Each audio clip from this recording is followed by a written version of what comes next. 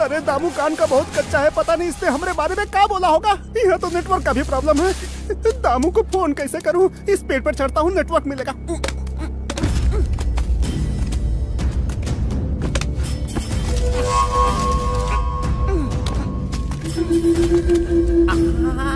आजा आजा नेटवर्क आजा आजा आजा ना बे। कौन है बे?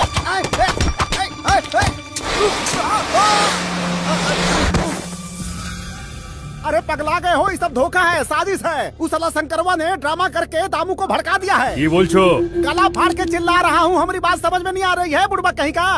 ओहो, तो दामू ने ऐसा गुंडा भेजा है जिनको हिंदी नहीं आती है। चुप कर, तुम हमको नहीं समझ रहे हो, हम तुमको नहीं। समझा देता हूँ, दैट शंकरवा इज डेंजरस आदमी। ऐसे सब खत्म हो जाएगा। खत्म खत्म खत्म। আমাকে খতম করবি? हाँ আমাকে? हाँ